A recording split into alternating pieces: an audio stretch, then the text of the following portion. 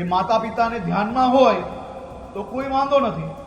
એ માતા પિતાને ધ્યાનમાં ના હોય તો એમની ફરજ છે કે એમના દીકરીને સમજણપૂર્વક, જો કોઈ બી જગ્યા પરથી માતા પિતા દીકરીને હેરાન કરશે તો એ બી નહીં ચલાવવામાં આવશે. અગાઉ અરજી વખતે વર વધુના દસ્તાવેજો લેવામાં આવતા હતા.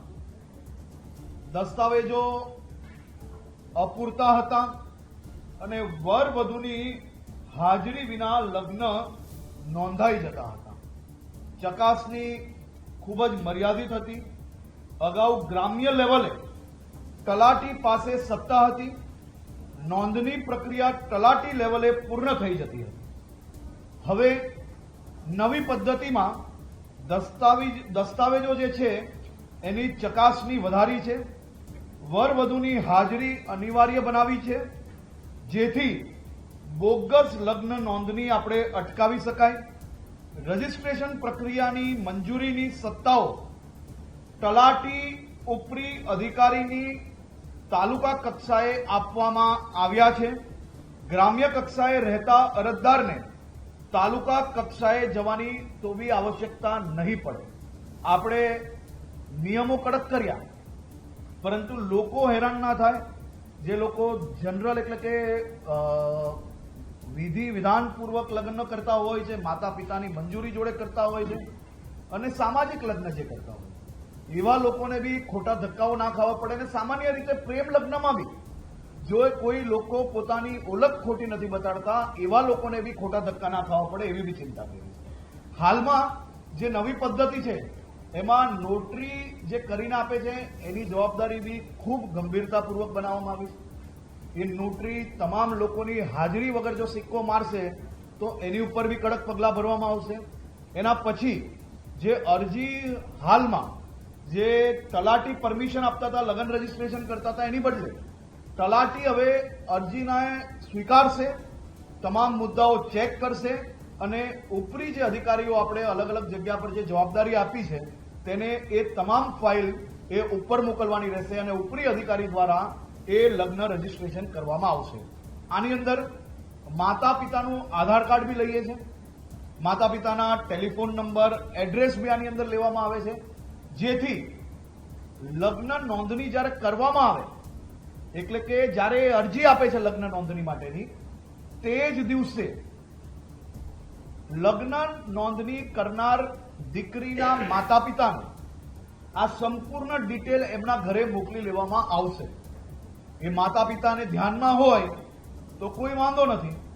એ માતા પિતાને ધ્યાનમાં ના હોય તો એમની ફરજ છે કે એમના દીકરીને સમજણપૂર્વક, જો કોઈ બી જગ્યા પરથી માતા પિતા દીકરીને હેરાન કરશે તો એ બી નહીં ચલાવવામાં આવશે.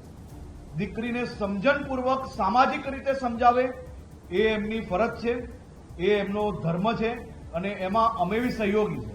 પરંતુ દીકરીઓ પર પ્રેશર કરશે તો એ ચલાવી લેવામાં નહીં આવશે. તો આ સંપૂર્ણ માહિતી 10 દિવસની અંદર એના પરિવારને મોકલવાની રહેશે.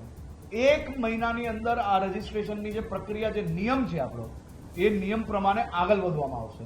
તે પહેલા માતા પિતા પોતાના દીકરા દીકરી જોડે સંકલન કરીને આ બાબતે કોઈ બી ગંભીરતાપૂર્વક જો કોઈ વાંધો હોય, એ કંઈ ચેક કરવું હોય દીકરાનું કે એની ઓળખ સાચી છે ખોટી છે, તો એ સંપૂર્ણ સમય એ માતા પિતાને મળી રહેશે અને કોઈ બી લેભાગુ લોકોને સીધો રસ્તો નહીં મળે. ખાસ કરીને આવનારા દિવસોમાં એક પોર્ટલ બી બનાવવામાં આવશે. આ પોર્ટલમાં જેવું રજીસ્ટ્રેશન માટે અરજી આપવામાં આવશે એવી જ મિનિટે વોટ્સએપના માધ્યમથી માતા પિતાને એમની દીકરી લગ્ન રજીસ્ટ્રેશન માટે જે ડિટેલ મોકલી છે એની ડિટેલો આપવામાં આવશે. કુલ મળાવીને અમે એક પ્રયાસ કર્યો છે કે માતા પિતાની વેદનાઓ બી સચવાય, દીકરા દીકરીઓનો હક બી સચવાય અને કોઈ બી લેભાગુ કર્મચારી સિસ્ટમની અંદરથી કોઈ એરર શોધીને આવા પરિવારોનું જીવન બરબાદ કરવામાં એ પોતે એના એમ કહી શકાય કે એ પોતે આ જીવન બરબાદ કરવાનું કારણ સિસ્ટમ ના બને તે પ્રકારની વ્યવસ્થાઓ આખી ઊભી કરવાનો નિર્ણય લેવામાં આવ્યો છે. આની સંપૂર્ણ વિગત લેખિતમાં આપ સૌ લોકોને આજે આપવામાં આવશે.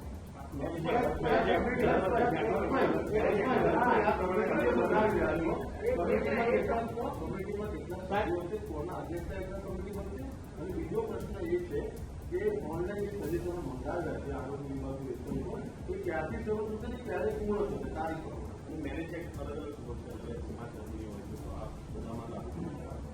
જો મેં પહેલા જ કહ્યું કે લગ્નના નિયમો બદલી ના શકે. લગ્ન નોંધણીની જે પદ્ધતિ છે એમાં એરર હતી.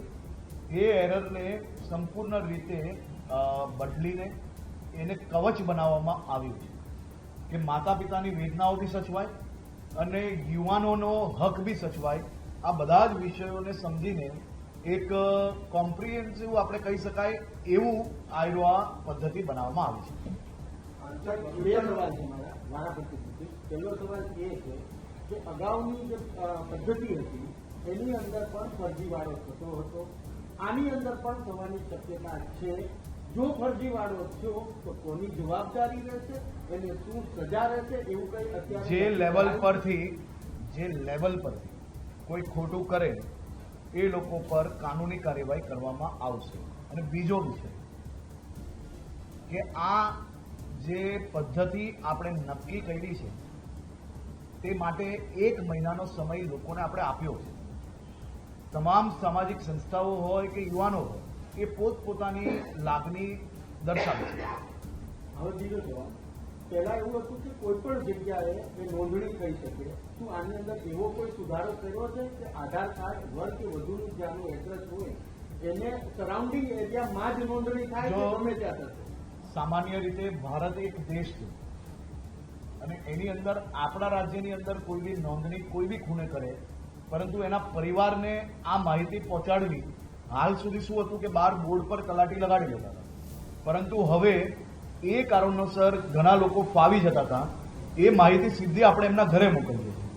એટલો બદલાવ છે અને એ જ બદલાવ આપણે લાવી શકીએ અને એ બદલાવ લાવવામાં આવ્યો છે. સર, આપણે જે હમણાં વાત કરી કે છેલ્લા 2 વર્ષમાં આટલા સુવિધા અને એ ફરજીવાળો જે કંઈ હતો એમાં કોઈ તલાટી કે એના ઉપરી અધિકારી સામે કોઈ કાયદેસરની જે કોઈ જવાબદાર લોકો હતા એ લોકો પર કાયદેસરની કાર્યવાહી આપણે કરી છે. તમારી અનેક ચેનલો દ્વારા બી આ પ્રકારની માહિતીઓ ચેનલમાં દર્શાવવામાં આવેલી હતી. એમાં કોઈ બી ફરિયાદી ના હોવા છતાં બી રાજ્ય સરકાર ફરિયાદી બનીને બી આવા લોકો પર પગલાં ભર્યા છે. આભાર.